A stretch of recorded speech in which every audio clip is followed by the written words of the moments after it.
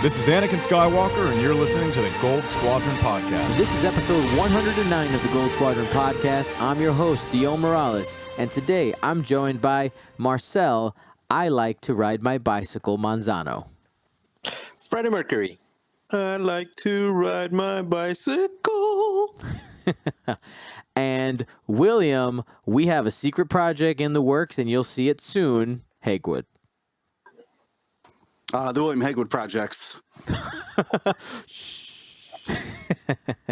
So today, we're going to be giving you guys an update on Team USA. We're going to be talking about the Buenos Aires Open, the Naboo starfighter preview, and our little extra topic we're going to be talking about is the unseen ships in Extended. We're going to be having some discussions about that. Of course, we have our list of the week, we have our question of the week, and our positive life choices updates. But before we do that, I want to give a shout out to our new patrons since we've had last week, and that is to Ryan, Christopher, Sergio, James, and Owen. Thank you very much. You guys are amazing. And also, thank you to the patrons who moved to our newest tier, the Commander tier. Thank you guys so much for your continued and increased support. You guys are amazing. All right, Marcel, Team USA, what's happened in the last week? Last week. So the peer pressure worked. The What? We did it. We did it. You guys hounded the Minoc page enough to get some attention. D messaged me a few times saying like, "What the heck is going on?" But yeah, we We did it. Teamwork makes the dream work. That's So right. now we've got the dream team. Actually, now we've got a positive problem to solve, which is we've got too many team members. So we've got to figure out how to do the sub in, sub out. So one of the nice things about that championship is that it's not like Outrider, for example. When you sub out, you can't sub back in. That you can swap in and out. The only thing that can change is the list, so you can swap in and out. Okay. It's a total of 10 Swiss rounds. Ooh, So you need extra players for that. Then So- I need a break. Yeah, so with 10 rounds, and that's 10 rounds right before the European Championships, which will be another 6 rounds, six Swiss rounds. So I think having those alternates around and being able to sub in and sub out, get a little break here and there is gonna be good. But yeah, so we've got I think most major podcasts represented, right? We've got a Gold Squadron member, Minoc, the Barents, Nova. Well, are they still a podcast? Well, they used to be. Nah, defunct. They're Crates. dead. Crates. Yeah, Crates, Scum and Villainy. Scum and Villainy. And there you go. The 5. Yeah. Yeah. I think five of the probably more well-known ones there. Yeah. And I'm probably forgetting somebody, and they're going to get offended. Or I'm purposely offending you. You know who you are. Oh. So I also see Isofane asking, does anyone from Team USA need sponsorship to go? Great question, Isofane. I'm actually putting together a GoFundMe page for the entire team. So the way that it's going to work is we're going to try to help offset for some of us just the travel expenses to go.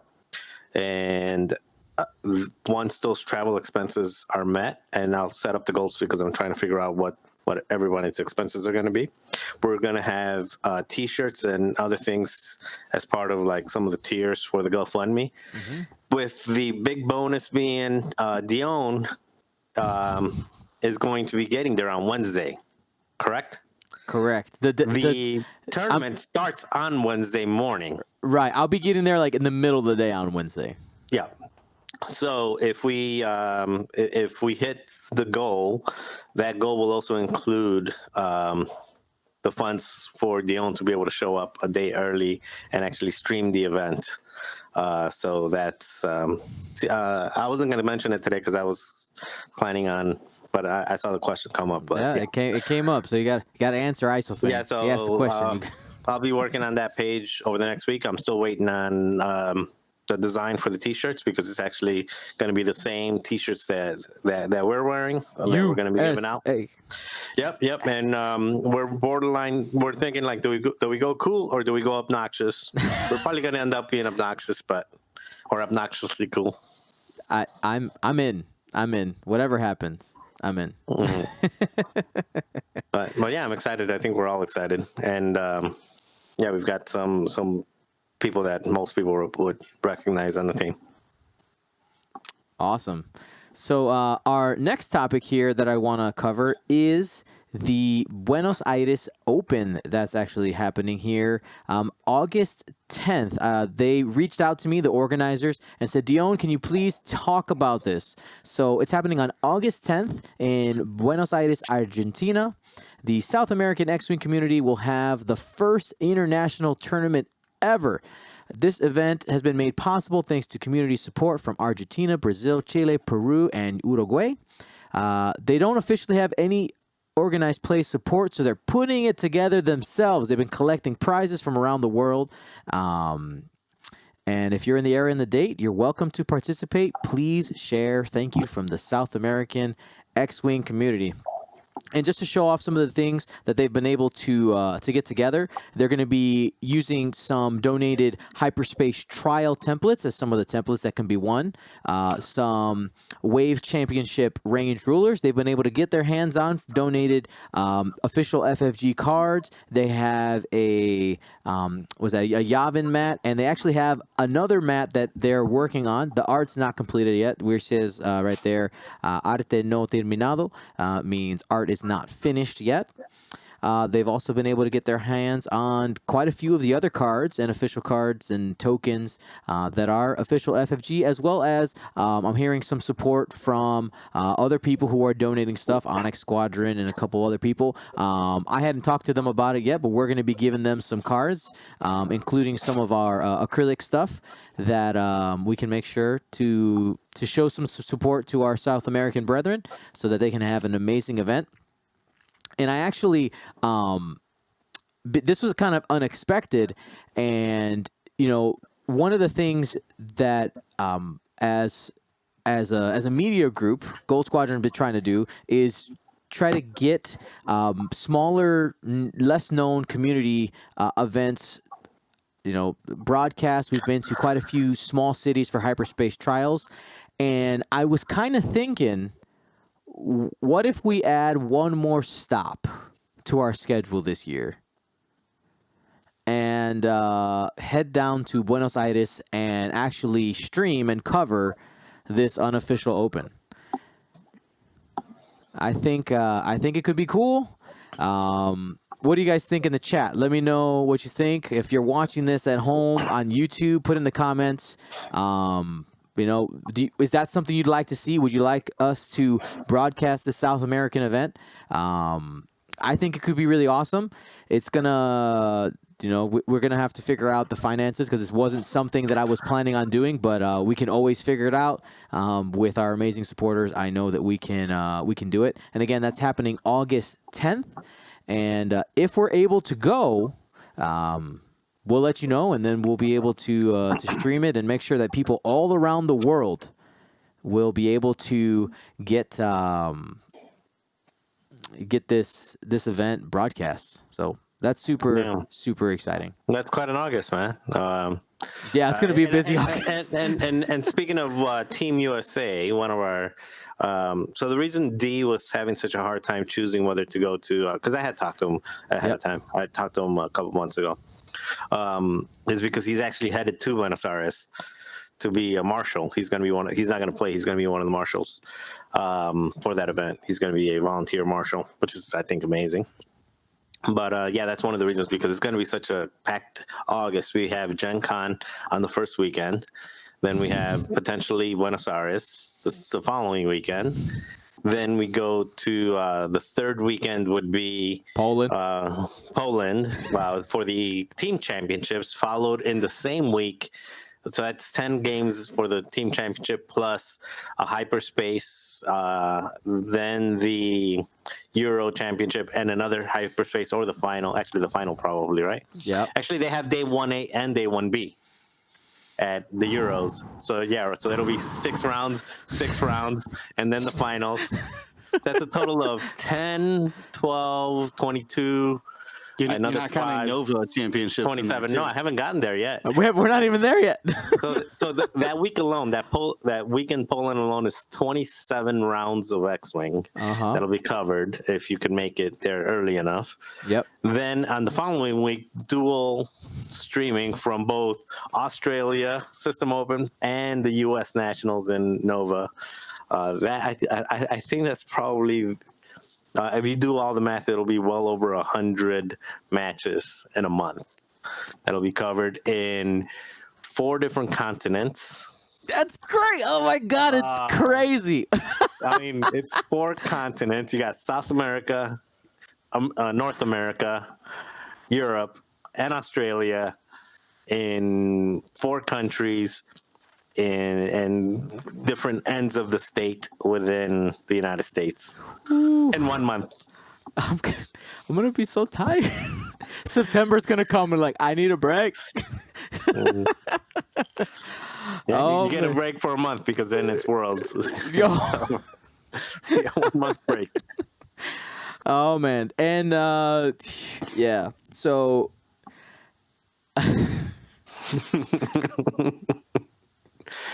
it's gonna be a crazy. Breathe. But you know what? I think the crazy August is gonna kind of make up for some of the relaxed July that's coming in June, because it's gonna slow down a little bit. I'll maybe be doing a couple of events, but I'm planning a family vacation with my wife, and yeah, and it fits perfect with my work schedule because I am a teacher, so I don't like. I already talked to my school district about Poland and Australia, and they said, "Oh, it's fine. You just got to be unpaid." And I said, "Okay, let's make it happen." And yeah, August is going to be crazy if we can pull it off. Again, no guarantees about Buenos Aires, but I think it could be absolutely amazing if we can make it happen. So we'll see. I have no idea. I mean, for sure, we're doing all the other stuff. We just got to see if we can add. Can we do one just one other continent? Then Marcel, thank you for hitting your subscribe button. Actually, I saw somebody else do it, and I'm like, oops, I got to do it. Alrighty, so that's the plan there. And speaking of X-Wing streams, we have 2 major streams coming up these next 2 weekends. This upcoming weekend, we have the Atlanta System Open. We'll be covering it all day on Saturday and Sunday. We got you 6 rounds of Swiss plus the cut, so that should be super awesome. And as well as we're not streaming this, but another thing that's happening is the Atlanta Hawks are throwing a party on that Saturday, so that should be super fun. Anybody who's going to be there, hello. And then we follow it up the next weekend. We're going to be in Seattle for the System Open. Should be a wonderful time. Super excited. There's a bunch of people I'm really excited to see. I'm going to actually have some time to hang out with people before the event, so it should be a good time. And yeah, so make sure you guys tune in. Don't forget to hit that follow button and the notification button on YouTube if you prefer to watch on YouTube. That way you don't miss any of the action. So it's going to be crazy. ISOFan, starting the South. Awesome. Thank you so much, man. Let's jump into our next topic here. We're going to be talking about the Naboo starfighter. Oh, that is so sexy. There we go. Naboo starfighter. We got a... Oh, ISOFan. Sorry, I guess it got cut off there. So it should have said, starting the South America Fund. It got cut off a little bit. So Naboo starfighter. Raise your hand if you're excited for this ship. I just really like the design of the ship. So I'm raising my hand. Yeah, I'm raising my hand. Yeah, I think it looks super cool, super fun. Will it be good? Who knows, right? You get points. We don't. I'm not talking. I'm not caring about points. It's all about concepts right now. All about concepts. Cool. So let's go ahead and start by talking about that dial. Will, what is this? How can this ship move? Well, it has one bank and one forward white. Hard 2 white, 2 bank and 2 forward blue. As hard 3 white, 3 bank, and 3 forward blue. A 3 Talon roll, and a 4 and a 5. So not bad for clearing stress. That 3 bank is super nice. A little limiting on the K turns though. Yeah. Only Talon rolls. Which would be cool if you still got full throttle on them, but you don't. Because you'll be stressed and full throttle's an action, so you can't get the evade. But clearing stress with the 3 bank and still getting full throttle is going to be nice. I think that's probably the best thing about the whole dial. I'm surprised it doesn't have hard 1s though. Well, is this the only? I'm trying to think of another ship that has the 1 straight all the way through the 5 straight. TIE Advance, maybe? No, they Advanced. They have a white 1 forward.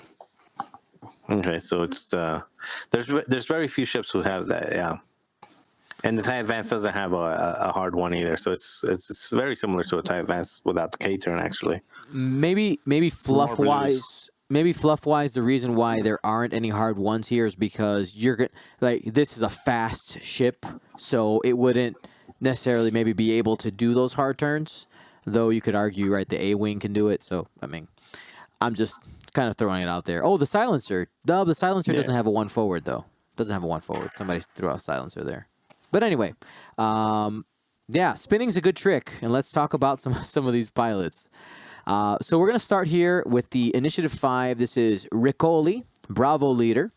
And his ability says, while you defend or perform a primary attack, if the speed of your revealed maneuver is higher than the enemy ship's, roll 1 additional attack die.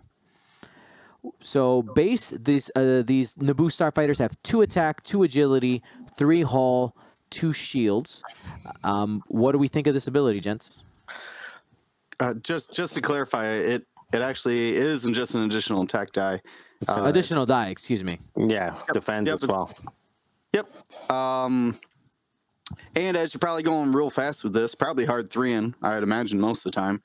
Hard 3 or 3 Talon roll or something like that. With Initiative 5, 3 attack dice, 3 agility most rounds. Sounds great. It's going to be budget defender out there. Yeah, 3 attack, 3 agility, free evade. Doesn't have the force. Actually, I like that it's not a force pilot because now you can throw a juke on there as well. Yeah, this is going to be I think this is going to be a beast. It's probably going to be up there in points wise. This one, I can imagine this. I mean, I know we're not talking points, but yeah, I mean, we can speculate. Absolutely, we can speculate. I would say it'll be up there in the maybe 60 range, 50 something, 60 range. Do we have a compared ship for this chassis?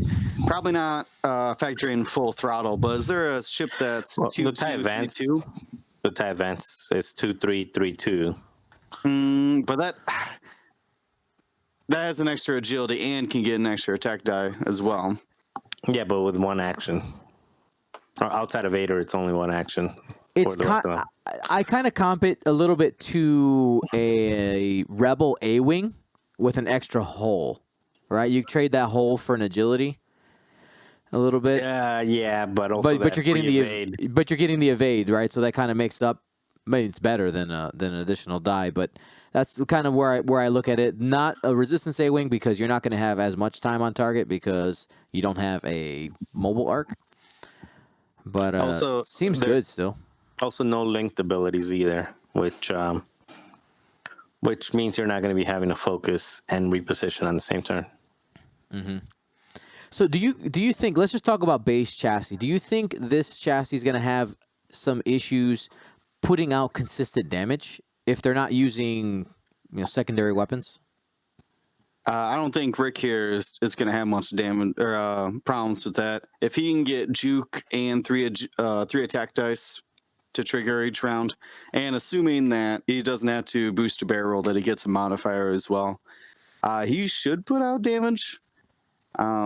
pretty consistently. I am concerned about the other ones. Anybody else who's shooting 2 attack dice without like a secondary weapon, like a torpedo, is what I think that comes with it. So Yeah, I think these will need some type of something else. I think by themselves they're probably not going to be putting out a whole lot of damage.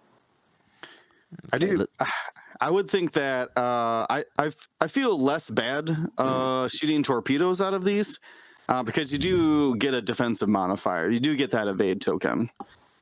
So it ends up being, in my mind, I just think of it as a 6 health ship at that point. So we're almost to like X-Wing level as far as like defense. Yeah, I see that. Let's go ahead and take a look at the next pilot here. We have, we've talked about this one, but since we're talking about the pack as a whole, I do want to cover it again. Marcel, go ahead. Take this next one. Sure. Anakin Skywalker, the hero of Naboo. Before you reveal your maneuver, you may spend 1 force to barrel roll. This is not an action, which of course is important because that means you can barrel roll after your maneuver. So you can end up in a whole lot of different places with a boost or double barrel roll. Very, very slippery ship. I love I think this is the theme of it, the thematic of it is not lost on anyone. That's a good trick. I don't know. I think it's nice. I also think it's nice that they only gave him 1 force and gave him only 4 initiative. That kind of ability on a 5 or 6 initiative would be, it's kind of like a built-in supernatural. I mean, it would be a little bit too much. Yeah, I agree. And also Anakin as a kid, not really experienced enough to be initiative 5 or 6 or have a lot of force available. So I think it's appropriate. But he's already got so many midichlorians inside of him. All the midichlorians. Not enough, Will. He doesn't have enough. No, I agree. No, I was just thinking about it, that if he did have 2 force, he could use his ability and then use supernatural and barrel roll twice, which would start getting out of hand real quick. No, too much. Yeah, and one of the things that'll be good with him, I think, I'll be probably also putting in something like sense. No, not sense, which is the one that the 2-pointer that lets you ignore the target locks. Instinctive aim. Instinctive aim. There you go. Which, by the way, I've got an instinctive aim list coming tomorrow at League. So for those who are turning in, dusting off my TIE Advance B1s. Okay. Now, one thing with Anakin, do you think he could be a good solution as a blocker for I-5s and I-6s? I mean, because he seems like he can get in a lot of weird places. I think that's going to be an expensive blocker. Yeah. If you're dedicating that whole role just to him, because I mean, I still think that he's going to be probably the most expensive Naboo starfighter out there. Just because he has the Force, like immediately most expensive. Yeah, my solid guess is at 50 points for him still. Yeah, I don't think he'll be that. I wouldn't see him as a blocker. I see him more as an annoying ship that's I do think ordnance on him is good, even without instinctive aim. Just as an annoying ship that's hard to pin down. It's hard to shoot.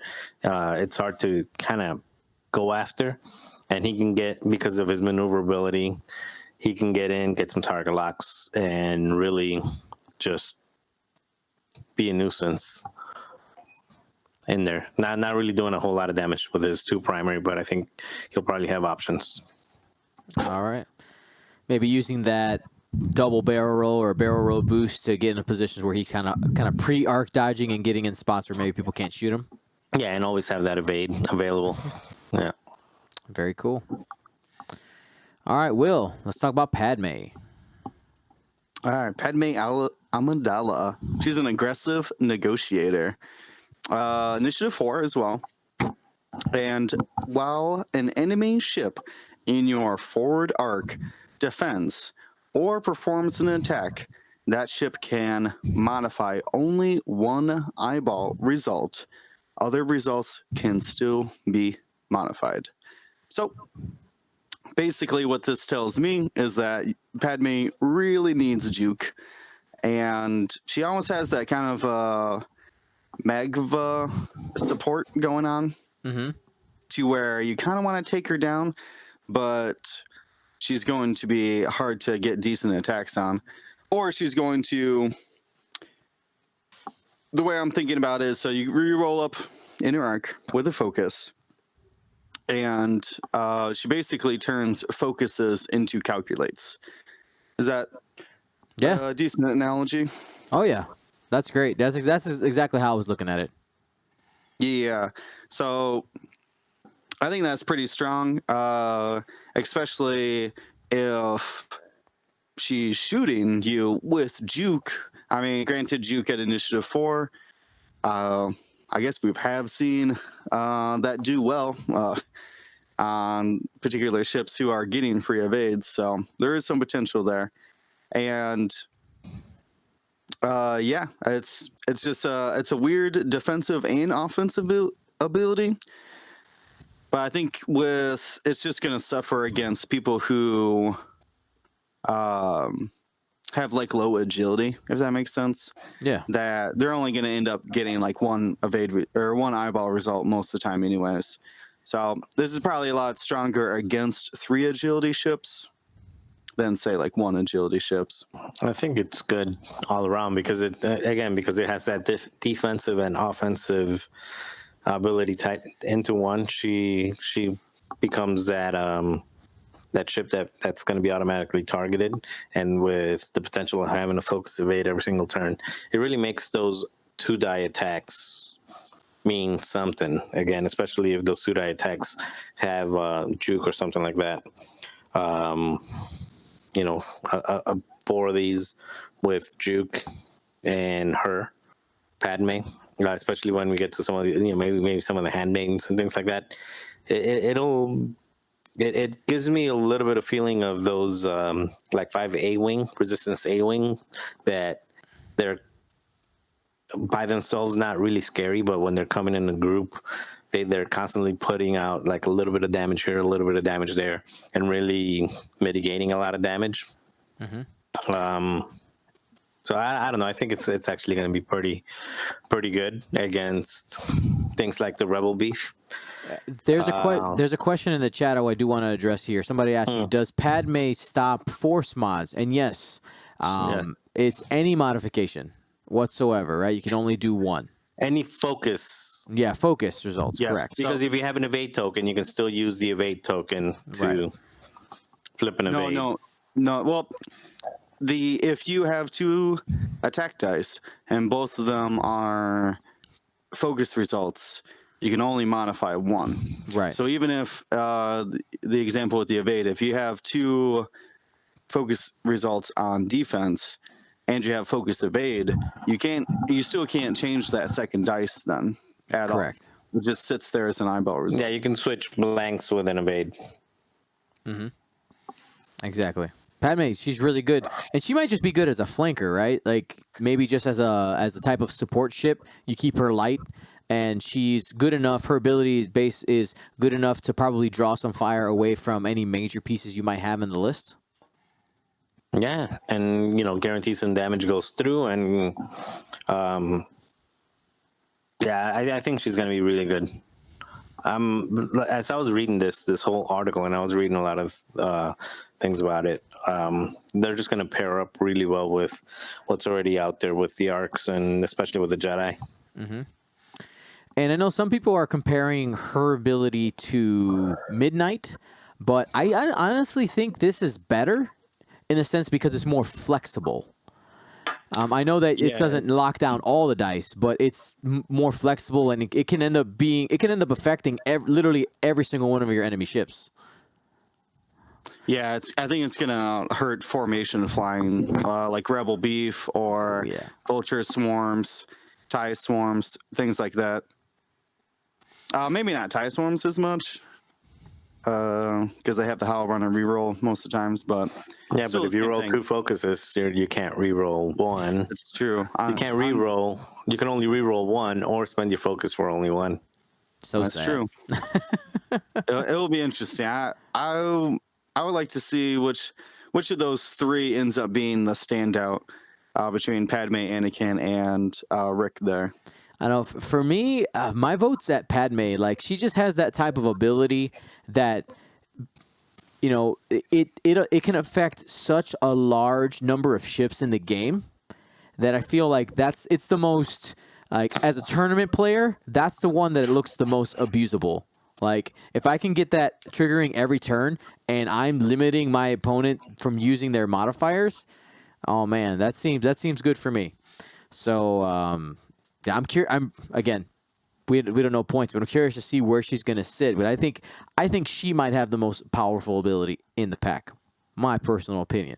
But let's move on because we got more Naboo starfighters. All right, go ahead, take this one, Will. Okay, because you can't pronounce it. I'll try. Danae L. Berger. This is initiative 3 now. While you defend or perform an attack, if the speed of your revealed maneuver is the same as the enemy's, that ship's dice cannot be modified. So, probably we're looking at a 3 to 5 maneuver because that's what these things love to do. So she's basically anti-Naboo starfighters and anybody else who's moving fairly quickly. This is more a comparison to Midnight than Padme was, but this is. It's going to be hard to get off though. It has to be the exact same maneuver, right? If the speed of your the same speed. So 3 is what I'm going to be betting on. So less good against rebels, good against Imperials. This one's a little bit weird. This reminds me of somewhere between like Ahav and Midnight, to where like the ships you're facing might never do 3-speed maneuvers, like a bunch of B-wings and like a U-wing or something. But in other matchups, this is going to trigger all the time, and it's actually going to make people fly slow, which is, I think, interesting.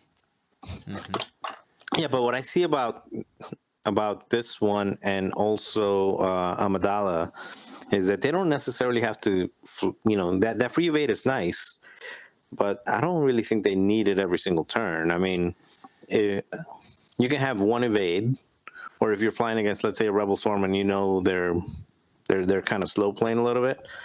If you do a 1 forward or something like that with this ship, the benefit that you get from basically nobody can re-roll and nobody can modify defensive dice, no modifies, I think that outweighs that 1 evade.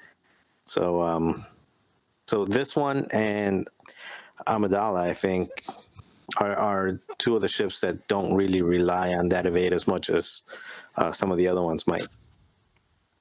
That's fair. I will say, after reading at least these 4, I guess we still have one more. But these single unique pilots have really strong abilities. I was not expecting like canceling out modifications of dice, which I think might be the strongest kind of ability in the game. Either stopping your opponent from modifying or giving yourself more modifiers. That seems good. Seems good. All right, and I think this one is the last one here. We have the Naboo Handmaiden. It says, during setup, after placing forces, assign the decoyed condition to one friendly ship other than Naboo Handmaiden. So basically, these are double uniques, and you cannot assign it to another Naboo Handmaiden or yourself. We'll go ahead and flip to decoyed because that's really what we need here. So the decoyed condition is given to another ship. It's basically thematically designed with 2 handmaidens protecting Padme.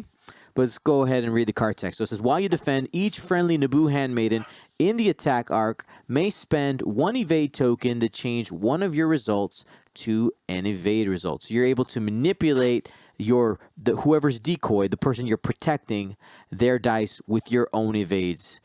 Then continuing, it says, if you are a Naboo Royal N1 Starfighter, each friendly Naboo Handmaiden in the attack arc may spend 1 evade to add 1 evade result. So, if this is Padme, for instance, Padme has only 2 agility.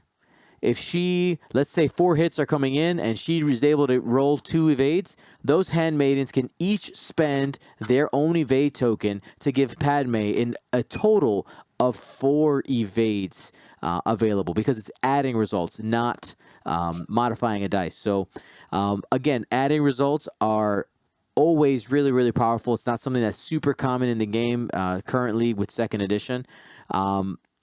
What do we think of this, guys? Again, I think, you see Padme and Padme's ability of you can only spend the focus, or you can only modify 1 focus token, which in itself can be both offensive and defensive. And then on top of that, you're passing off evades, especially to Padme, which Padme is the one that is ultimately, probably the expensive one and the one that's leading to all the damage output with 2 attack dice ships. I don't know. I think it'll be. I think Padme, 2 handmaidens, and maybe either Anakin or Rick. Rick, was it Rick? Rick Olli? Yeah. Yeah, I think 4 of those ships just swinging around. It will be a like a full squad. You don't even need to put any ordnance or anything on them. Just fly them together. Constantly keep evades on them, and that's it. And by the way, they're going to fly great with evade, because even after they finish their maneuver, they can still take their they can fly normal action. Yeah, huh? Yeah, they can just fly through a debris cloud, and even if they land on top of it, still get that evade token. It's just going to be pretty not crazy. through a debris. It could go through an asteroid or a gas cloud. Gas cloud but is not what I through meant. debris. Yeah, sorry. Yeah. Gas clouds. Probably don't want to fly through asteroids, but yeah, definitely through the gas clouds. Now, one thing I do want to address, in the rule book, when it comes to decoyed, it does say here in the attack arc, all attack arcs are always range 0 to 3. So that's really important to specify there. So it doesn't extend past range 3. No abilities do, unless it specifies something outside of a specific attack range. But it's always within range 1 to 3, or whatever the attack arc here is. Somebody shooting you with a heavy laser cannon, you'd have to be in the bullseye, for instance. But yeah, I think it's a really interesting ability. Will, any thoughts on this one before we move on to the upgrade cards?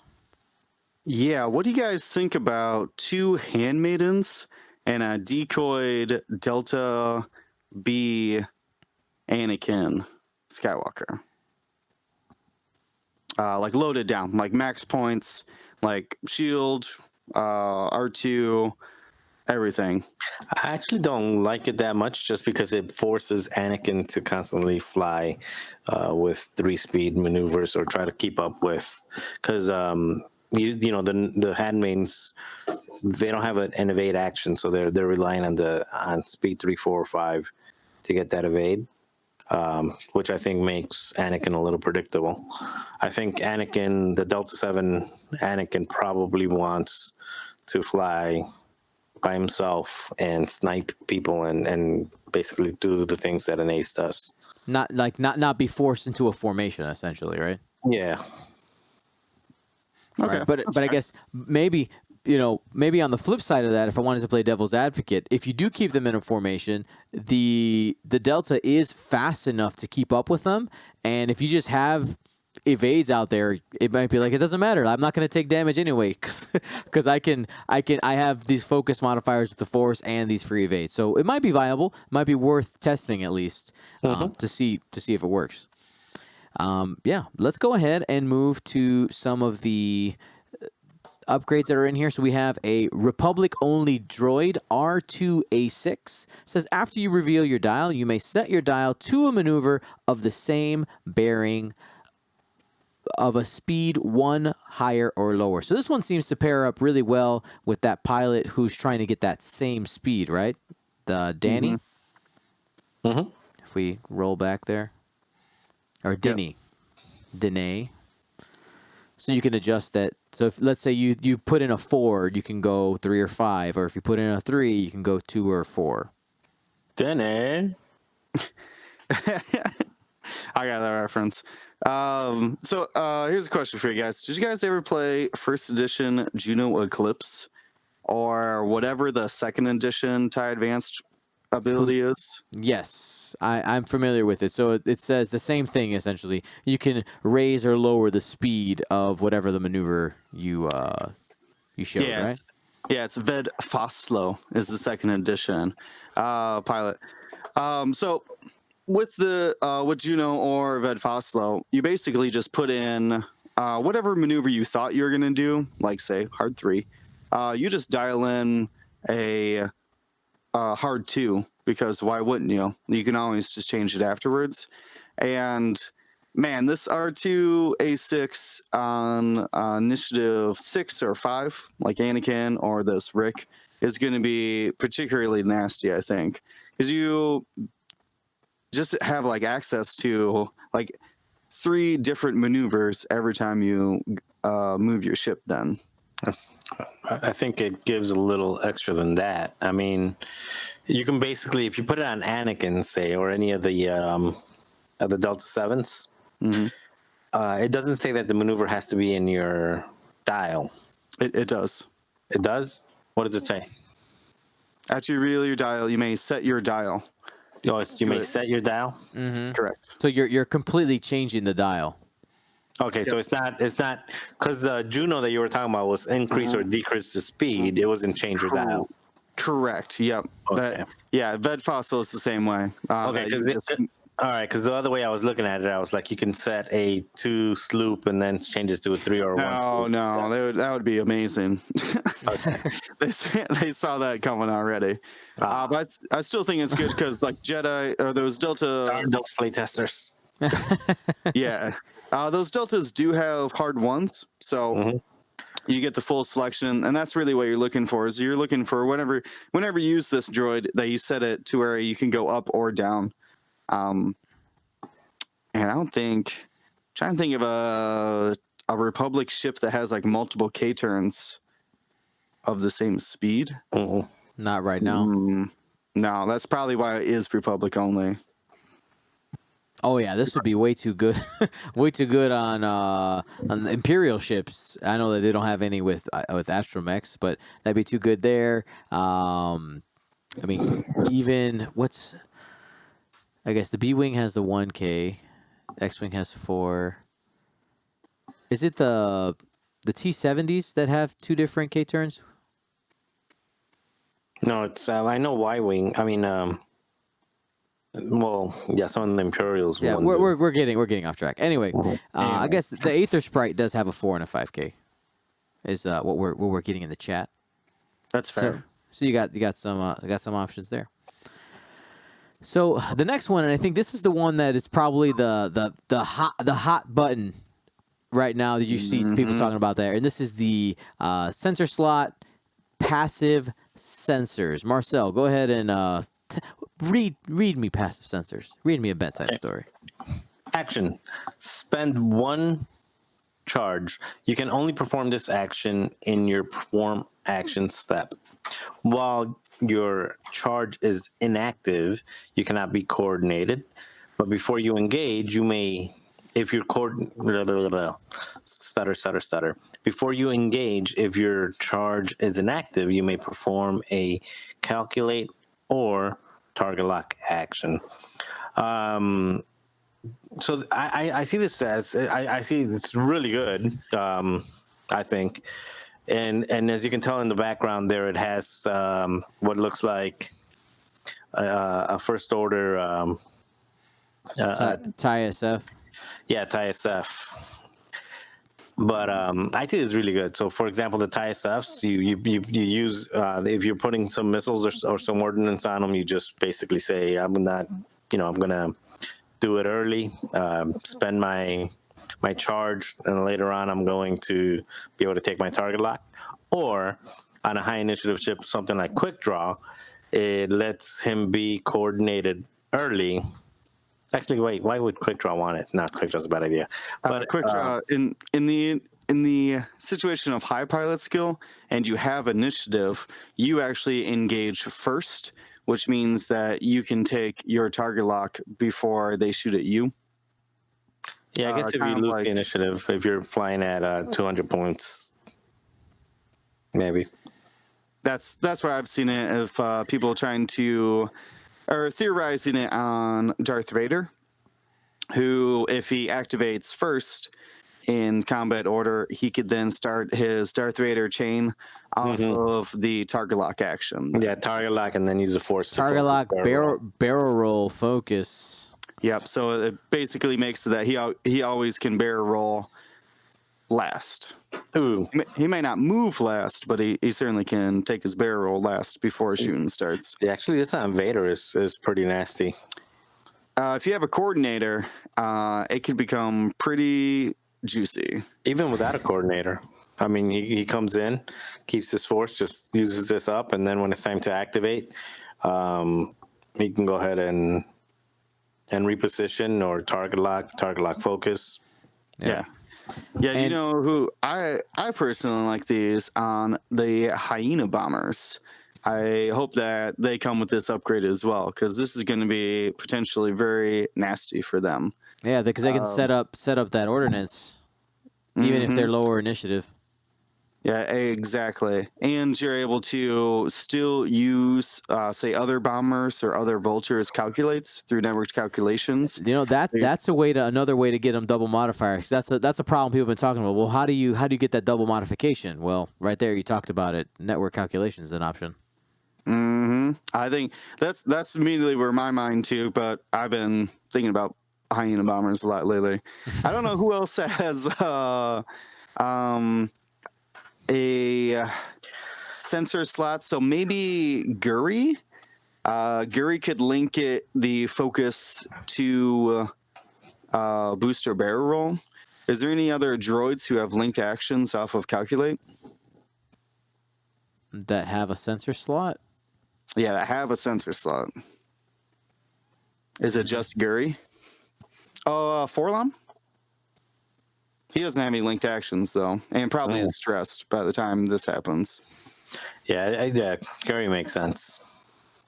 Yeah, but Guri wants advanced sensors, though, right? At least most of the time. No, I mean, what's this his linked action? His linked action is calculate to. Oh no, I take that back. I double checked it. It's actually barrel roll to calculate. Okay, then. Boost to calculate, so that doesn't work. If somebody knows of a ship that can link off of a calculate action, this would be very good for them. Well, I don't think there's actually one that I can think of right now, though. Actually, this is also really good on the Punishers. Yeah, red line. I think red lines because they've got. Do they go target lot linked into boost? No, it's the other way. Boost into a target lock, but just. What about E-wings? Do they boost into target locks as well? Don't they? Mm-hmm. You flew a bunch. Okay. Yeah. No, I don't know if there's. No, the reason I'm saying Punishers is because you can take the low initiative ones. Again, I see this more as low initiative ships that that want to get their ordnance off. Oh, guys, gunboats. Gunworks works too. Yeah. You guys are not nearly excited enough for these gunboats. No, passive sensor gunboats.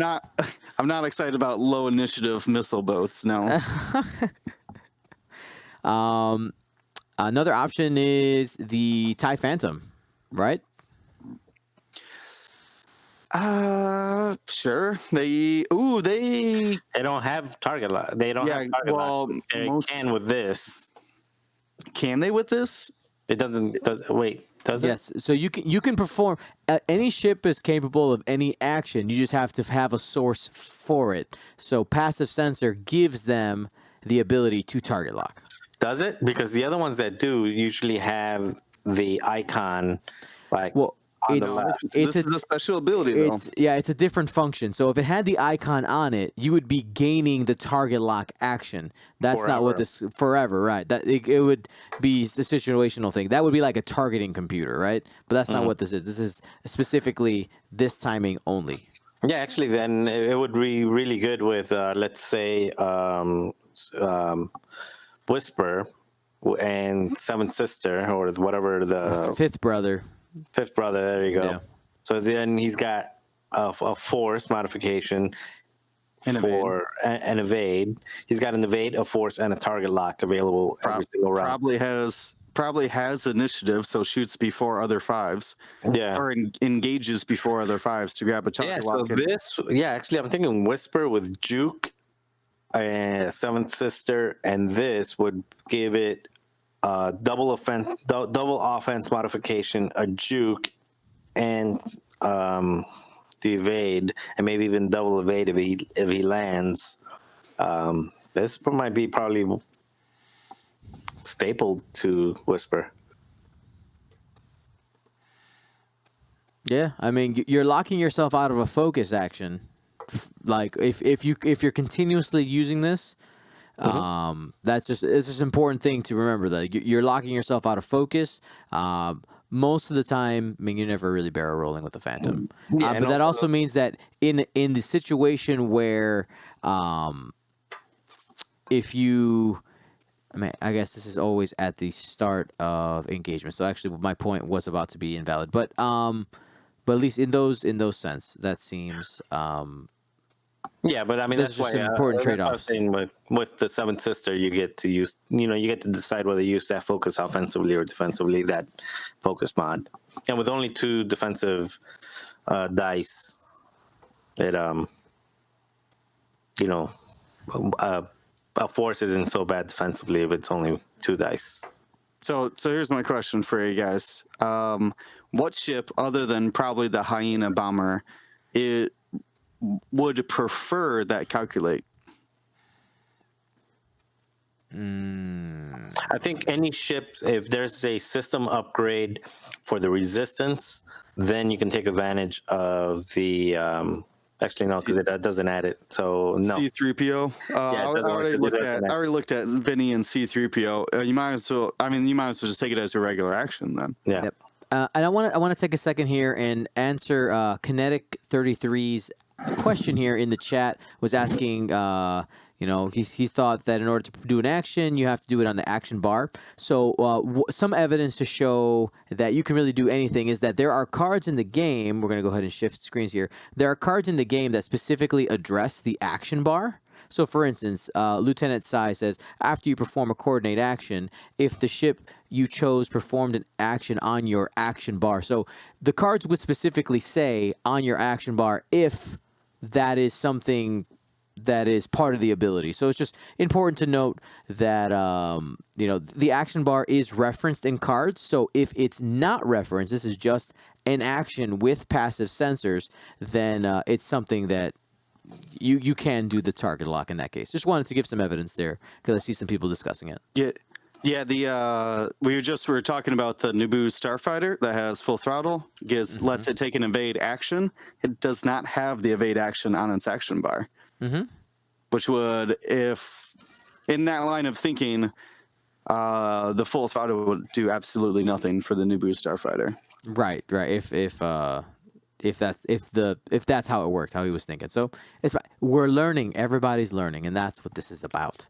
Yeah, so passive sensors seems like something that could be really good. I think that on release, it's going to be one of those cards that a lot of people grab right away and try to put it in places. We'll see where it ends up being best.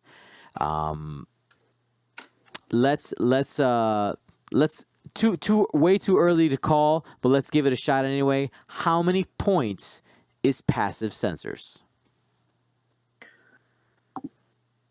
4. Will says 4. Marcel? So I'm trying to think. Fire control system is 2. Advanced sensors is 10. I would say 5. Maybe 6. I would put it up there close to collision detector. Okay, collision detector is what, 5? 6. 6. So what number are you taking? Me? Yeah, Let's go 6. you're taking 6. Actually, I'll do 5 only because it's new and dang, dang He's it. just going one. He's doing this is right. He's just going one above me. No, I do think it's probably a 6-point upgrade, but since it's new and they always cost things a little bit lower when they're new. That's fair. I'm saying 4 because I don't think it actually gains you anything.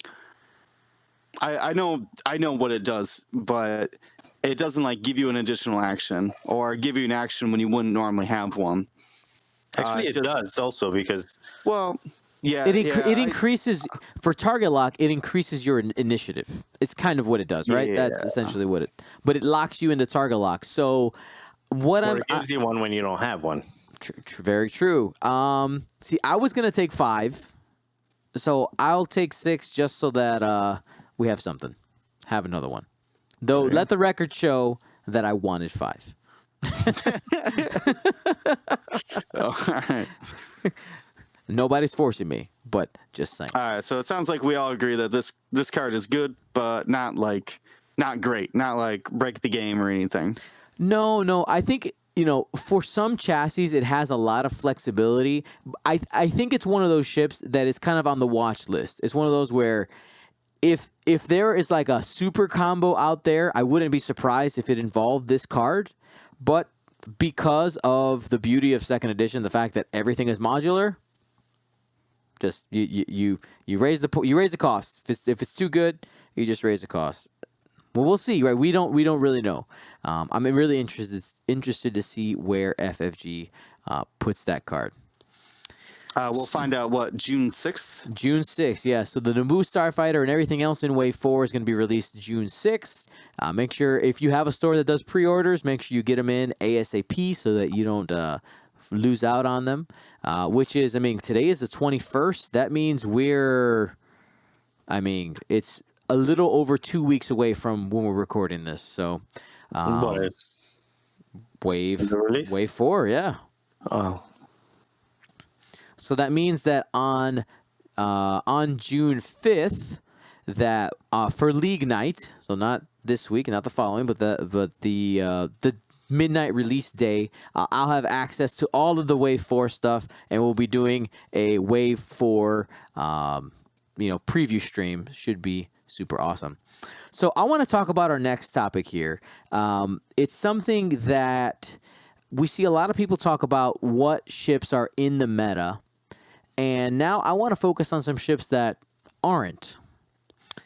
Some of the questions I want us to ask ourselves is, are we exploring all the possibilities that are out there? How has the meta evolved? Is it simply we're adjusting and reacting to what has been successful?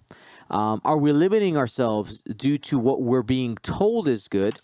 And I think a perfect example of this would be at the Denver System Open. We had Andrew Knuckles win with the with Major Vinder, an Alpha class Starwing that hadn't seen almost any play, as widely competitive. There's a lot of people who are saying, "Oh, I was trying the gunboat a little bit."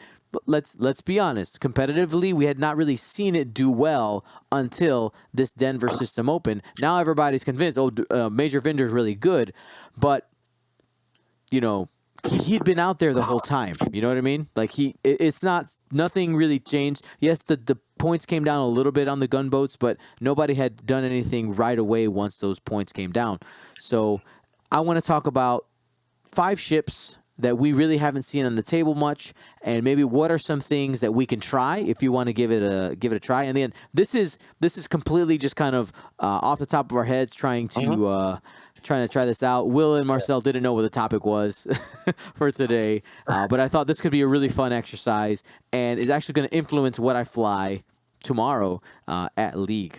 Okay. So So Go should ahead. be super fun. So the first ship I want to talk about is the Azatuk gunship. So anybody who played first edition probably looks at the ship and gets super triggered. You don't really want to see it because it was the first ship that really broke the reinforce action. It was really good. It had when they had the old rules, but it's a ship that you really don't see on the table. I've seen a couple of people try it locally. Our guy Keith likes the design of the ship, so he was one of the first person I saw try it, but hasn't had much success with it yet. Azatuk gunship. What are we thinking? So actually, let me start with because you asked the question first, and I think it is a little bit of a groupthink or hive mind, however you want to put it. Not only with the gunboats, but also the campaign against Cancer Weekend. I think Decimators took 3 of them, well, 2 of them, and then the one in South Bend went 5-1 and barely missed out. And also, I've been taking a Decimator here and there, and they've been really good. I flew a Jump Master, and a 100-point Jump Master still was able to do 4-2 and barely missed going 5-1 with it. And then I know campaign against Cancer is a little bit more casual per se. Right. But still, I mean, there's people that bring their best list there as well. And when you get 50, 60 people to go 6-0, it's still a feat. So I think that it is a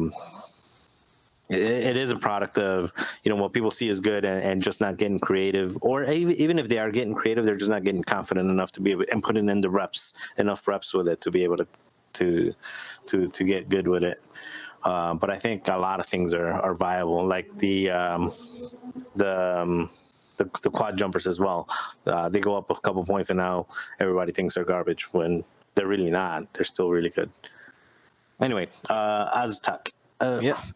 So I have them pulled up here in the squad builder. So there are 3 different pilots. You have the Kashyyyk Defender at 46 points, Lorik at 52 points, and Wolf Waro at 56 points. If somebody really wanted to fly one of these, what is the pilot that you grab for, Will? What do you think?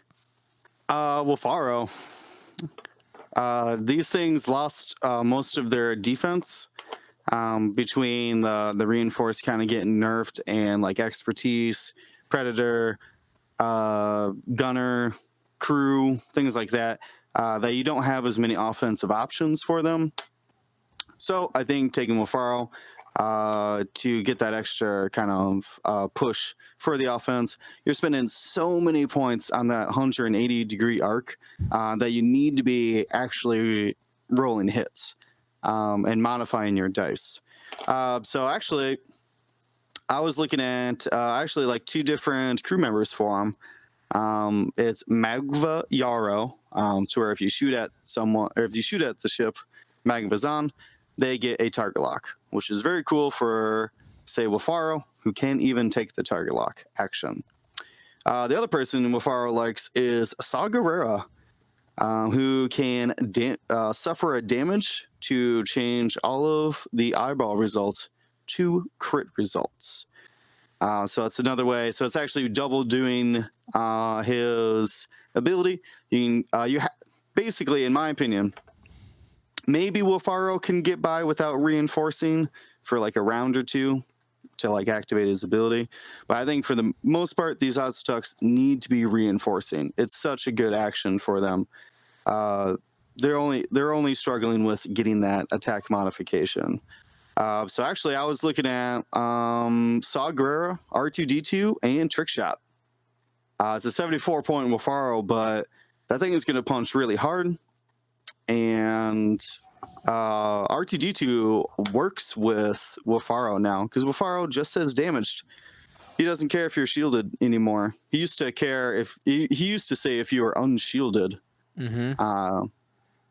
So now you can actually get a damaged card. You can go around reinforcing. You can get that R2D2 back to power up your Saw Gerreras, shooting potentially a 6-die range 1 obstructed attack. Ooh. It's got potential, but That's if I think that's where I'm looking at is like let's start just rolling some attack dice with this thing. Right. Maybe when you guys has like a defensive build for Lorik. Do you put upgrades on Lorik? So Lorik's ability says, after a friendly ship at range 0 to 1 becomes a defender, you may spend 1 reinforced token. If you do, that ship gains 1 evade token. So you're using an action to pass an evade to somebody else. It's not very good. You don't even know if they need it. Well, it's a little bit better if it's like the last shot of the round, or if it's the last person who could shoot at Lorik. Yeah, I just think it. I mean, I think the reason that the points is one of the big reasons why they're not seeing a lot of action. They've got 1 agility. Yeah, they got the reinforced, but that means that their attacks are not going to be modified. And this initiative 3 Lorik cost as much as Wedge to put on the board. Yeah, and like if you go on Lorik, Biggs or something else with selflessness or something like that just does a much better job at spreading damage around than, or even just go with Magva at the U-wing Magva with 8 2 agility and 8 health, and that adds kind of a range 2 bubble of some type of defensive-ness to it. It's just we're trying to figure out how to fly these ships though, not what's happening them though. I just outside of Wolfaro, even Wolfaro, I mean 74 points. God. I mean, you're paying for it. That's for sure. Yeah, I just don't think you're gonna get. I think that specific Wolfaro that you got it's got some legs just because it's regenerating and it's rolling 4 dice and it has the ability to basically hurt itself. Basically, you're hitting the same shield. You're getting the same shield off in order to keep triggering Saw if you need it. So that's possibly got some legs to it. It's just I think too expensive. The whole ship is just too expensive for what it actually does now. All right. So just a little bit of input here. I think if you're looking at Lorik versus the Kashyyyk Defender, I almost think you take the Kashyyyk. Like if you're looking at an Ozatuk, I think you either take the Kashyyyk Defender at 1 or Wolfwaro. I'm not sure if Lorik has as much utility. The defensive ability, it's nice to hand off an evade there, but it just doesn't do any. It doesn't do much for your squad in the long run. Yeah, the only way I see Lorik is if he's going to be your Leia carrier in like a selfless Rebel squadron. Mm-hmm. But like you said, like there's U-wings now, so it's and they're cheaper, so it's hard to put that Lorik on the board. But I think Kashyyyk Defender with Leia wouldn't be too bad. It's what, 48 points? Let's take a look. Yep. 48 points for right. Kashyyyk and Leia. That's not terrible. Give me a U-wing. I mean, that pivot wing on the U-wing is super good. Yeah, I think that's just, it's not, I think they're not seeing play just because when you look at what you can get for the same amount of points, like their utility and what you can get for the same amount of points using something else, it just doesn't make sense. No, I fully agree. It's you're overpaying for the 180 and the reinforce, which is too much, and the abilities. So yeah, and now with only 2 shields, and the potential of getting those criticals in early, it's just not good. All right, well, let's go ahead and move on to the next ship I want to discuss, and that is the YV666. We've seen it make a little bit of noise at Adepticon. We had somebody fly Moralo Evol a little bit. Saw a couple of them out there, but they haven't really. Besides Moralo kind of getting a little bit of play here, I haven't seen as much as I thought we might of this ship. So let's go ahead and flip over to our squad builder so we can talk about I don't have the YV. I don't have a lot to say about it because I think it is. I don't think it's that bad. It has so many upgrade slots that hopefully you could figure out something.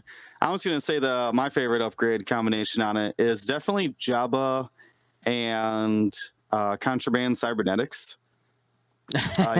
You end up getting 5 contraband cybernetics, and I've been putting it on Bosk with like trick shot and BT1 gunner.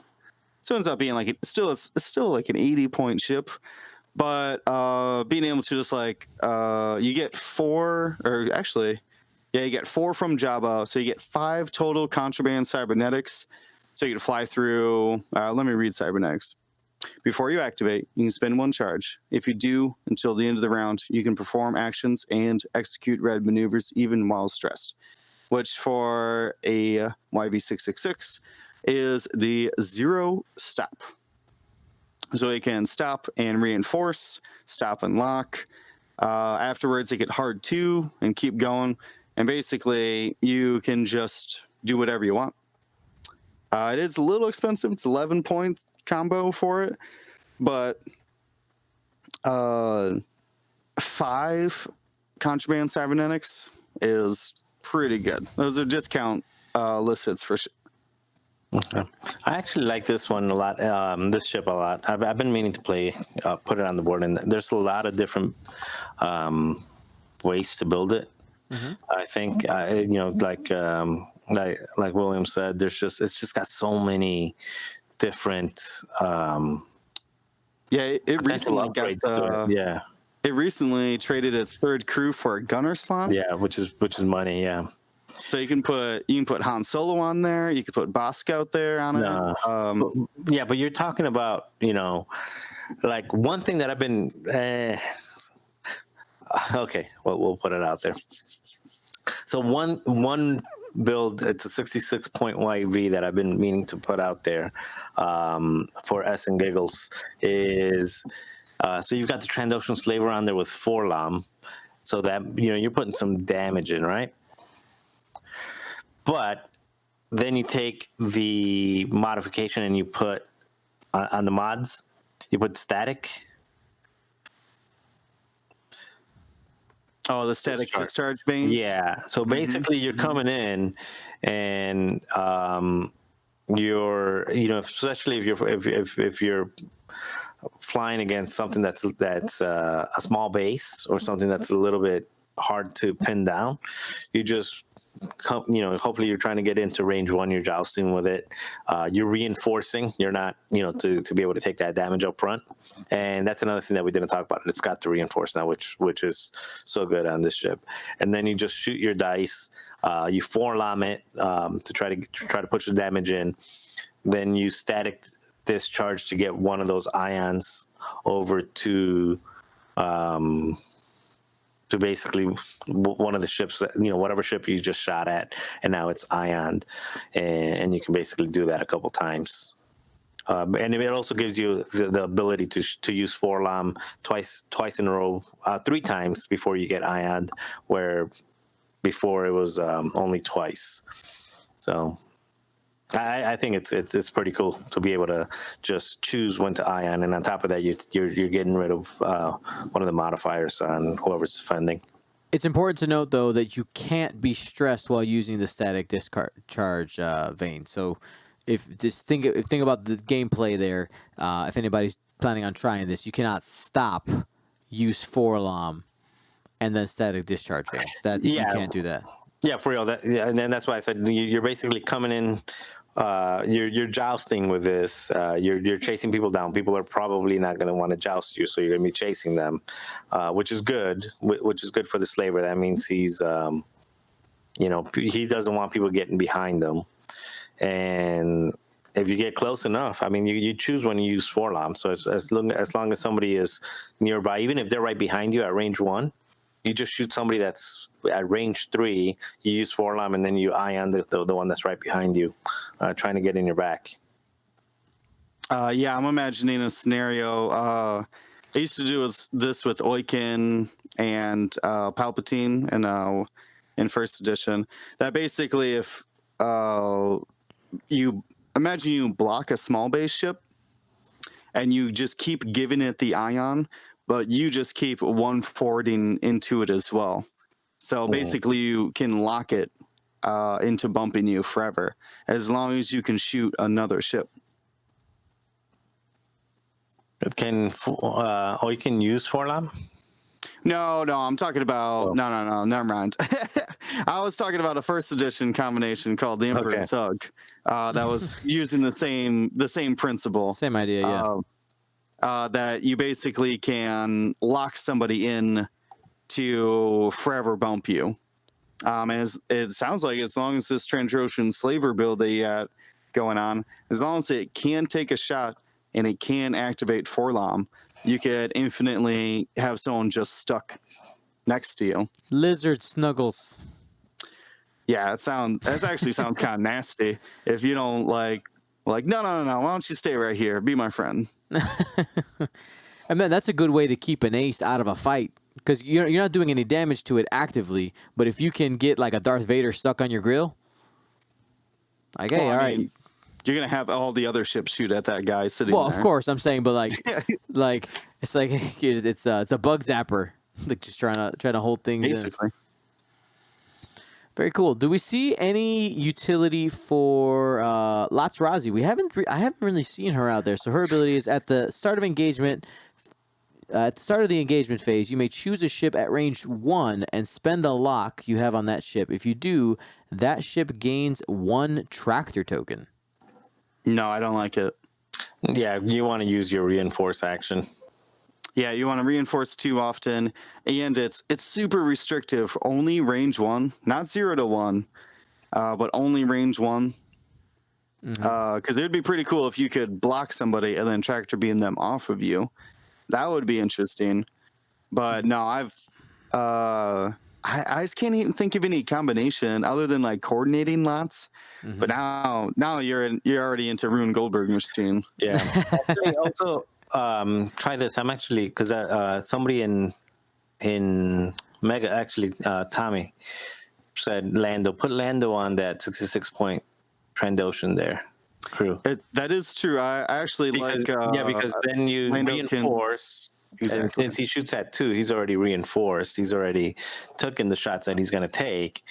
Then he can spend his reinforce to reroll plus the Forlam plus basically ioning someone for the next round. It's actually a really annoying ship that's tough to kill. Yeah, I like that Lando on there. It's a little expensive, but the fact that he's this is the only ship that you can spend the reinforce on with Lando. And it is important to note that it can be used defensively. I know that reinforce is a defensive action, but there might be some weird situation where you're like range 3 through a rock, and in order to stay alive, you have to roll 3 evades. You could spend your reinforce to re-roll your green dice as well. I mean, if you're only at 1 health, that reinforce doesn't do anything anyways. There you go. Try again. Awesome. I think we have some really cool options there. That'll be interesting to explore. Now, looking at our timetable here, we are running a little bit longer than I want, but I think this is a really cool topic to hit here. These ships that are not as seen. I think we should come back next week and we'll talk about a couple more of these. What do you guys think? That sounds great. Yep. All right. So we're going to go ahead and we're going to hit our list of the week. Let me go ahead and pull it up here. Our list of the week comes from Christopher Patrick. Marcel, you can go ahead and read his sentence there about the list. The main thing... Oh, 1 second, it bumped off. The main line of thinking behind this is Tabson being able to sit in a place with Muse's help and double focus to output massive attacks with advanced optics. Gonk is there to be nice action dump on for Tabson because he's getting so many actions, and Quick Draw is there to clean up for dealing with aces. 9-point bid seems fair to me. Yeah, I think. I get what he's trying to do. Let's go ahead and read down the list. Sure. Oh, that probably helps, huh? All right. So we've got Quick Draw with Fanatical, which is the one that lets you, after your shields are gone, you can turn a focus into a hit. Fire Control System, Pattern Analyzer, Special Forces Gunner, and Shield to get him up to 4 shields, trigger the ability more. He has Lieutenant Tabson, which after you suffer damage, you may spend a charge to perform an action. He gets 2 charges that are rechargeable. Pattern Analyzer, so he can take actions when he stops. Perceptive Co-Pilot, which is double focus. Advanced Optics, which is what he was talking about, putting massive damage. So he can basically, if you roll 2 focuses, a hit, and a blank, you can spend 1 focus for the 2 focuses and then the other focus on the blank. And really just, it puts out a ton of damage that way. Gonk Droid at 10 points. Basically recover a shield every other turn if you're taking that as an action every single time.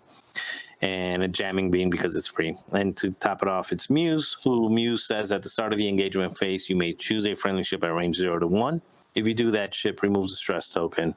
And essentially, Muse is really just there to support. If Lieutenant Tabson does a stop and uses that pattern analyzer to take his action, then at the start of combat, he'll remove that stress. So Lieutenant Tabson could keep taking actions even beyond that first one. Or if Quick Draw stresses himself, then he can take it off Quick Draw as well. It seems like a fun list. It's really interesting. I understand what he's trying to do with it. He's trying to put massive firepower out there. He's making you not want to shoot or even engage with Lieutenant Tabson at all. That is pretty scary, having the ability to change focuses to hits and then blanks to hit as well. Advanced Optics lets you, while you perform an attack, you may spend 1 focus token to change 1 of your blank results to a hit. So that means he won't be able to spend both of them. You can't turn 2 blanks into a hit, but it's still pretty solid. I think I'm not so sure about Gonk Droid. I get, he's trying to keep him a little bit more sturdy. Yeah. Regenerating, just basically take advantage of, as he's getting shot, he can basically saying, okay, you're going to shoot me. If I lose a shield, then I'll take an action to regenerate that shield. So I can see what it's doing. It's just, I think it'll suffer versus focus fire on either Quick Draw or Lieutenant Tabson. But yeah, that's my initial thoughts, is that there's a lot of things on that Tabson. That's a thick boy.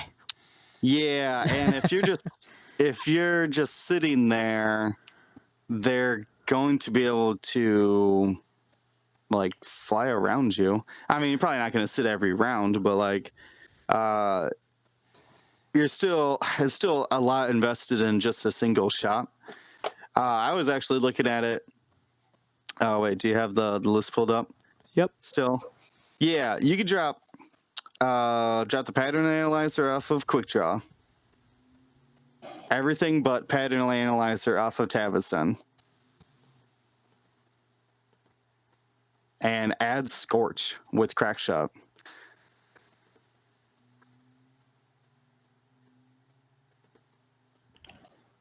Because this is going to give you another 3-dice gun. Plus, you still have the Muse and Tabson pattern analyzer trick. You still have a loaded down Quick Draw, but you get a 4th ship in there who can shoot pretty good. I mean, Scorch can shoot 4 dice at range 1, which is as much as that Tabson can do at range 2. Granted, not as guaranteed. Mm-hmm.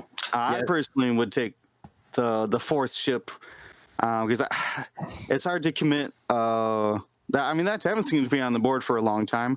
I'm just really concerned about how many shots that thing's going to get before the enemy's behind you.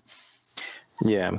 So I was actually thinking something similar, but it's essentially the list that I flew against in Toronto in the top whatever, I think that was the top 16 or the top 8 that somebody brought.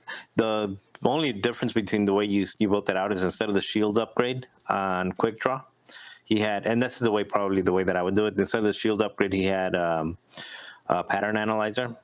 And the reason for that is because you want to, with Muse, you can take advantage of quick draw, doing a red maneuver, taking the action, and then Muse just clearing that right away.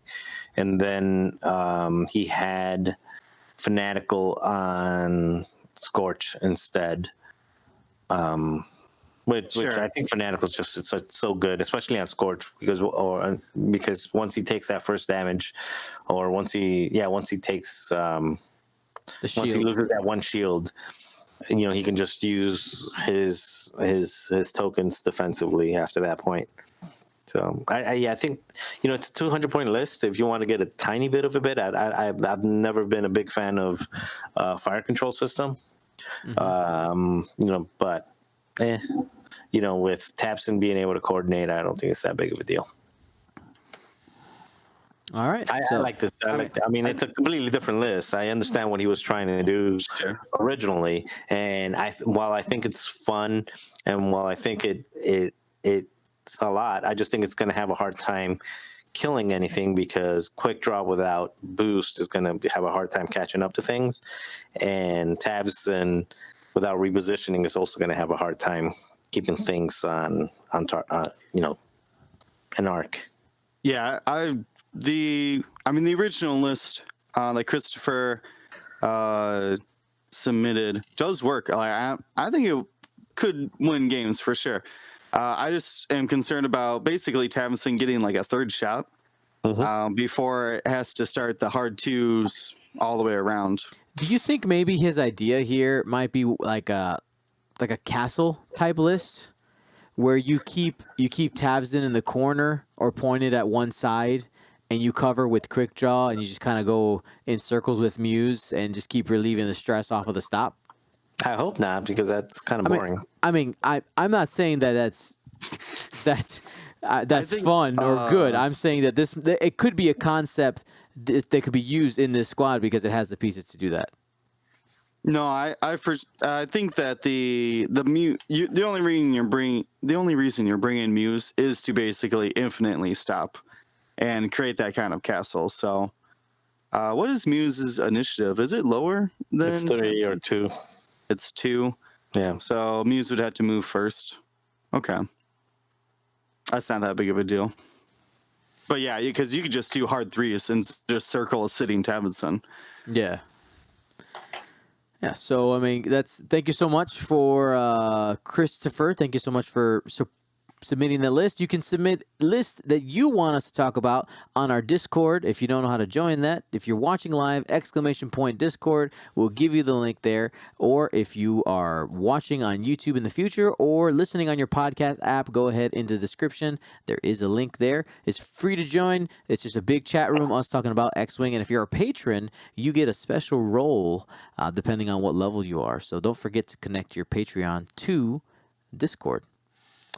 Our question of the week comes from Aris from our Discord server. And the question is, I'm happy to see kids coming to competitive events. I'm a dad, and it'll be great if my child wanted to participate. That being said, it's tough to walk the line between playing your list to win, following the rules, and avoiding a negative experience on both sides of the table. I played against a younger child recently. While I think and hope I made it fun for him, I also certainly felt some frustrations. What are ways to maximize the experience for everyone? So on the onset, I think part of it comes down to what type of an event you're playing at. right? So if you are at, for instance, a System Open. A System Open is a premier level event where obviously there are bigger repercussions for winning and losing. So I always think you should always play to the best of your ability, because I think any younger person who's playing this game, it's a learning experience for them. And if they're signed up to play in a tournament level, event, they should expect people to be trying to win the game. Now, that being said, you should, of course, go in with, in my opinion, with understanding you are playing a child, which means, or somebody younger, they might not know all the rules. And you just got to understand that, yes, the expectation is going to be that you're going to have to really pay attention to what they're doing as well as what you're doing. And a lot of times it comes down to how you talk to someone who's younger than you.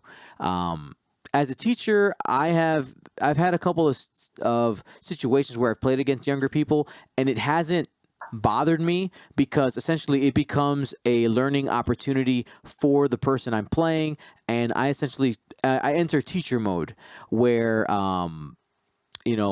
one of the really annoying things I see some people do when they see someone younger than them not able to do something is start doing it for them. I think that is terrible teaching and just a bad experience. Like, you wouldn't want somebody to come on your side of the table and start doing everything for you, because then you're not playing the game. The person's playing against themselves. So, I would say give the player, whether they're younger or not, the respect of playing the game. And if they are completely lost and you're at a tournament level event, that might, then it might just, you have to play to win if you're at a tournament there, and you just try to not be rude, I guess, would be the best thing. You're gonna have to have patience, and it's a situation that might come up. Aris, I totally get it. Like, he said that he became frustrated, maybe because of some unfamiliarity with the rules, but that's going to happen with people who aren't 100%. Even if you're across from an adult who doesn't know the rules of the game, can be a little bit frustrating. You guys have any other ideas in this realm?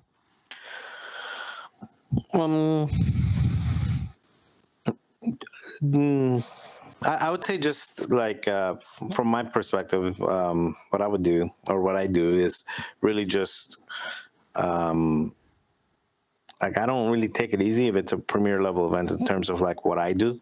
Mm-hmm. But I also, I think the most important thing is don't be a jerk. Don't be a jerk. Yeah. And remind them about their triggers. Remind them, hey, you forgot to upgrade the force. Oh, you can get an action here. Yes. And those are and I think that just also carries over to just basically anybody who's new, not just children or anybody else. It's just anybody who's new. Just when you're playing them, you should be able to beat them just because you've played this game longer with them. So don't rely on beating them by them not knowing the rules or not knowing when to take the action. Just remind them. Say, hey, you can take an action here. You can do that. Now, where it gets a little tricky is like, oh, I set the wrong dials. I actually really wanted to go there instead of going over there. That's probably, a casual event, campaign against cancer, something like that. It's like, oh, okay, switch it. System Open, Nationals, like learning. It's a learning opportunity. Like, yep, you probably want to double check that next time. Right. Sorry. So yeah, I think other than that, just smile and again, just don't get frustrated if it's moving a little bit slow. Because I think that's probably what frustrates most people, is how slow it can be. Right. And I do want to add a little disclaimer here. Also, don't assume because the person is younger that they don't know how to play. If you talk to Nathan Idy, he will tell you that when he looked a lot younger, and nobody knew him, he'd approach the table very, very calm and meek, and I'm just a kid playing a game, and then crush you. Right? They're like, I thought he was just a kid, so I went easy on him. You got warning. Just watch out. There are some really smart young people out there who are teenagers and stuff that you never want to profile your opponent before you actually know them. Just to kind of look at the other side of that coin. Will, you were going to say something? Yeah, I was just gonna jump on that same kind of train of thought of more so than other players, establish good like communication with them. Like ask them like, how long you been playing? Are you familiar? Do you want me to help you at all? And some of those kind of like early questions can really set the tone. If they're like, no, I want to, like, this is my first tournament, but I want to do everything myself. Be like, okay, dude, it's all on you. But if they're like, I don't know the rules, and be like, okay, I will help you. Like, that's not a problem. So like, it's like you should always be communicating with your opponent. But with a newer person you haven't played or a younger person, maybe there's a language barrier. That's another thing that that can happen. Absolutely. Kind of same frustration of like that there might be some communication breakdown. That's where I would start. I would just start asking them questions. And I think you said it, like, if you start treating them like a normal person, that actually ends up being more fun for everybody. Man, if I think about when you were a 10-year-old, if you would have been able to go to a 300-person event or even just like hang out at Game Store, like I would have blown my mind as a kid. Absolutely. And additionally, if you see middle schoolers and high schoolers playing this game, we want them to continue playing this game. That's the only way that the life of X-Wing is going to be able to continue. I know that we all love the game, but we're in it now. In order for it to stay around for a long time, we have to have people actively playing the game, new players, and the younger we can hook them in, the better. So if you're at League Night and you're going to be playing against somebody younger, you must make sure that it is a positive experience for that person. If they're there to play the game and learn how to play, it's not time, in my opinion, to pull out your like top meta squad and crush somebody. Okay? They might lose still, but make it a positive learning experience for them. Have fun. Don't take yourself too seriously, and I think Marcel kind of really hit the nail on the head when he said, "Just don't be a jerk." So, it should be awesome. And I mean, there's a lot of different ways we can go with that. I think that's a really awesome question, and if I think of anything else, we'll definitely bring it up. And I think. Trying to make it a learning experience every time, I think, is the most important thing. And understand that, again, you're at a tournament, a major event. Yes, you play to win, but you keep it positive. And if you're teaching somebody, make sure to gauge how much help they needed. I think, Will, you were really great in saying that. Man, I think that's awesome. So for our last point here, we're at Positive Life Choices segment. Will, how are positive life choices going? Terrible. Will. I apologize. It was bad. So we went out to the Campaign for Cancer, brought the local squad, Jank Squadron, out of Clinton, Iowa. But we were most of us had partied the night before, and we're all hungover, and all 5 of us were on chocolate milk, hungover on chocolate milk. Yeah, I got real milk drunk the night before, and but I was like, oh, this will be fine. we talked about like, oh yeah, I'll just ride with people that so I can talk to them. That'll be the way to get around smoking in the car. It turns out the 4 people I rode with all smokers, so not helpful. I feel bad about it. I think that's the difference right now for me, or not really. Maybe not difference is the right word, but that shame, I guess, is what is still keeping me going. I don't want to feel bad for smoking. So I still have the drive. I'm not done yet. We're still trying. I mean, I expected some relapses, so I don't want to make excuses. I can make excuses all day. So, but I'm still trying.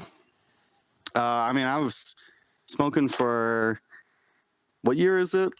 2019. Jeez. So like 15 years or so. So so it's not going to be an easy road, but I'm still committed to doing it for sure. Awesome. How about you, Dion? I honestly had a really, it was a tough situations, but was able to parlay it into positivity. So I talked about the fact that I had a Six Flags trip, a field trip, where we stopped at a fast food restaurant and I was in a theme park all day. So I think the biggest thing I was really happy with is like we went to Culver's, and yes, I got food there, but I got a lot less than I normally would. So let's I mean, I've been doing this now. This is like week 5 or 6. So let's take it like 2 months ago. If I would have gone to Culver's, normally what I would have gotten was like a cheeseburger, a large cheese curds, and like a big ice cream custard with Oreos is what I would have gotten. And I got a cheeseburger, plain. Sorry, not even a cheeseburger. Actually, it was a hamburger. I wasn't just feeling cheese that day.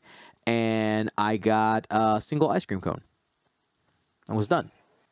And was satisfied. And I was fine. And then inside the park, most of the park food is nasty.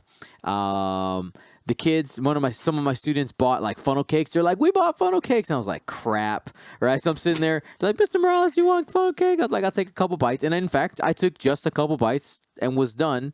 And I think like one of the biggest things for myself is trying to find that like, all right, I need to make sure that this is something that I can sustain in like normal life, because like normal life isn't just eating salads all the time. Like there's going to be situations where you have to eat other stuff or you're in people's house and stuff, but just trying to eat less and just make smarter choices. And I was really happy with a lot of the choices. I'm officially down a total of 10 pounds as of today. So super excited about that. And I'm wearing a large t-shirt, and it's not like super tight. Like it's not an extra large t-shirt. I was actually really happy about that when I was like, oh, let's see if I could wear this for the podcast. And I put it on. I was like, yes, super pumped about that. So, hitting some milestones, being able to exercise almost every day, is great. So just working on that and just trying to make choices that are, sustainable. I think that's really the big thing. Yeah. That's how my stuff has been going. Marcel, any positive life choices? Cricket.